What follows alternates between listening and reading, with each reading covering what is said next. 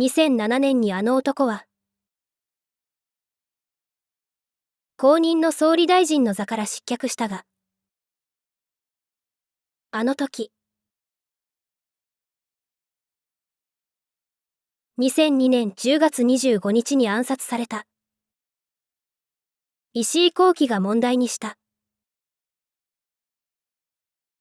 特殊法人、特別会計の問題は、まだ何も解決されていなかった。石井紘基の指摘が示唆していたのは、日本の国家権力、つまり与党による、日本の大手企業に対する、税金の利益誘導の問題。そしてその大手企業による、利益誘導の見返りとしての、族議員に対するキックバックの問題。そして、その莫大なキックバックの金の力で、与党議員が選挙に勝っている可能性があるという問題。そして、利益誘導の口利きの報酬としての天下り官僚の問題だ。そして、そのことに気づいていた日本国民の頭の中でも、2007年にはそのことが少しずつうやむやになり始めていた。国民は時間が経てば忘れる。日本の国家権力がそう思い始めたのは、このことがきっかけだ。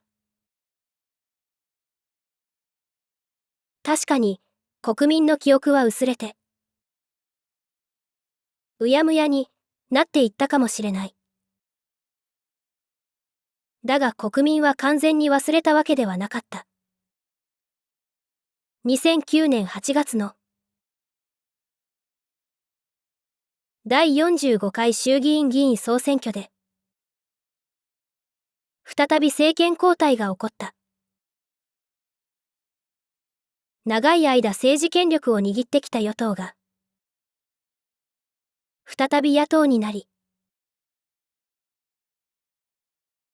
野党だった勢力が与党となり、新たに政治権力を握った。そしてそれは、2012年12月まで、今度は3年間続いた。この新しい政治権力は、石井紘基が示唆した問題の解決に、挑戦した。政権交代に成功して、政治権力を握った新政権は、事業仕分けを始めた。大手企業に対する国家権力による税金の利益誘導によって、政治、官僚、財界の結びつきができる。それは隠れた特権階級によって、国民の税金が搾取されるということ。つまりそれは、国民の人権が搾取されるということだ。それをやめさせるためには、国家予算が適正に使われているか、国民が確認できなければならない。そして事業仕分けというのは、国家予算の適正化及び、国家予算が適正に使われていることを、国民に証明することだった。2009年から2012年の間、新政権は行政刷新会議を組織して、事業仕分けを実施した。国家予算の見直し、及び国民に対する国家予算の透明性の確保。予算執行の現場の実態を踏まえて、そもそも国家予算が割り振られる必要があるのか否かを判断する。不必要な財源支出の中止を図るとともに、政策、制度、組織などについて、今後の課題を摘出する。2009年11月27日、事業仕分けは、一旦ここで終了する。そして 1.7 兆円の予算が、国庫返済となった。しかし12月2日、新政権の幹事長は、事業仕分けがまだ、不十分であることを指摘する。整備新幹線、高速道路の建設などの大型公共事業など、やるべきことはまだまだある。それに、判定結果には、疑問が出されているものも多く、さらなる議論が必要だった。つまり、事業仕分けというのは、一度やればいいというものではなく、継続を必要とするものだ、ということが、分かったわけだ。それに事業仕分けという、行為自体の反省と改善も、何度も繰り返す必要がある。そして2010年4月から、第1弾事業仕分けの反省を踏まえた、第2弾事業仕分けが実施された。そして2010年10月に、第3弾が実施される。しかし事業仕分けをやられたら、日本の利権にしがみついている。隠れた特権階級の連中はたまらない。自分たちの特権が新政権によって次々と潰されていくわけだ。そうなれば自分たちが利権の金の力で何十年もの間政治権力を握り続けていたことが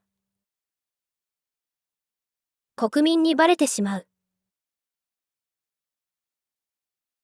だから彼らは抵抗した。彼らは莫大な金を持っている。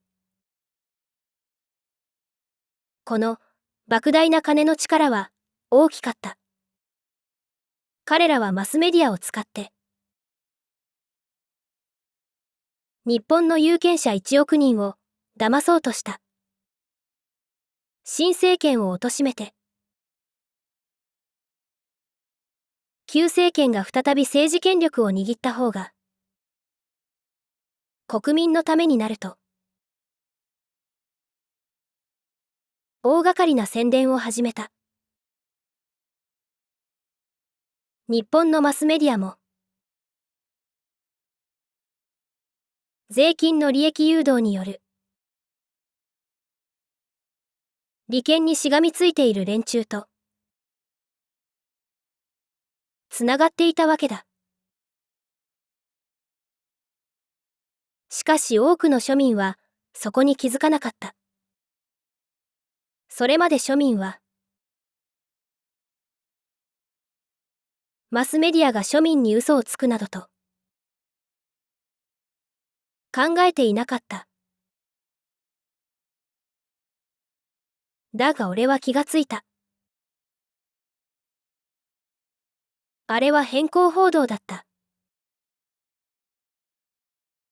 俺にはあの時、それが分かったよ。つまりあの時すでに、日本の言論の自由は壊されていた。日本のマスメディアのスポンサーの多くは、給与党から税金の利益誘導を受けていた。大手企業だ。だから放っておけば、日本のマスメディアは、利権の言いなりになってしまう。本当なら、これまでの政治権力が、日本の言論の自由を守る努力を、してきていなければならない。だが給与党は、そんな努力など、何一つしてこなかった。それに天下り官僚の問題もある。天下り官僚は天下り先の民間企業でいきなり重役として迎えられる。もしマスメディアに天下り官僚が入ってきていれば、その天下り官僚はマスメディアの労働者の人事権を握ってしまう。マスメディアに権力と戦う気がある労働者がいても、そういう労働者を官職に追い込むことができるわけだ。そして10年前の日本のマスメディアは、事業仕分けに挑戦した新政権を、わずか3年で潰してしまった。この新政権が潰される前、新政権誕生の1年半後、2011年3月11日、東北地方太平洋沖地震、いわゆる東日本大震災が発生した。東北地方と関東地方の太平洋沿岸部に壊滅的な被害を及ぼした。地震の規模はマグニチュード 9.0。発生時点において日本周辺における観測史上最大の地震だった。この地震により、場所によっては波高10メートル以上、最大遡上高 40.1 メートルにも上る巨大な津波が発生した。震災による死者、行方不明者は22,325人、建築物の全壊、半壊は合わせて40万6,038と、世界中が日本に救援の手を差し伸べてくれた。しかし、巨大津波が原因で、福島臨海部の福島第一原子力発電所におけるメルトダウンが発生し、全世界に大きな衝撃を与えた。1986年4月のチェルノブイリ原子力発電所事故以来、最も深刻な原子力事故と言われ、国際原子力事象評価尺度 INES において7段階レベルのうち最高レベルの7、深刻な事故に分類された。レベル7に分類されている事故は世界でもチェルノブイリ原子力発電所事故と福島第一原子力発電所事故の2つのみだ。安定ヨウ素材の服用基準である甲状腺の透過線量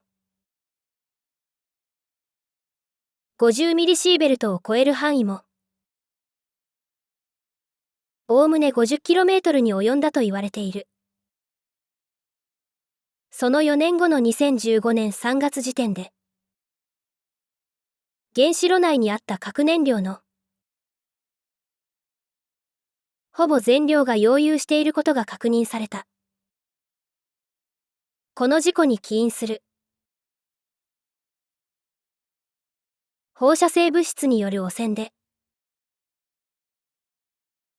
事故発生から12年経過した現在、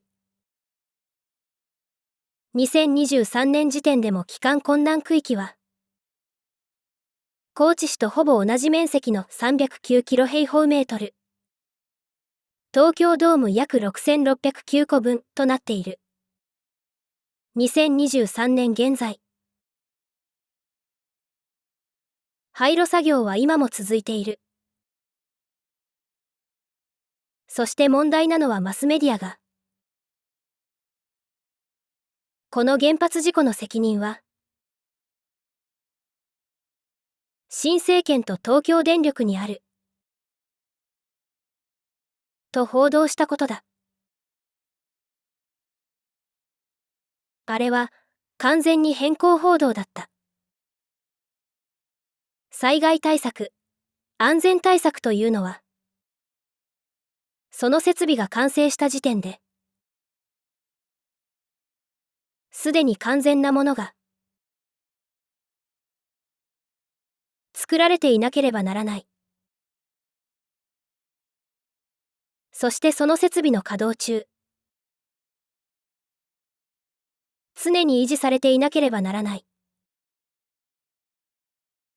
この原発事故は、災害対策、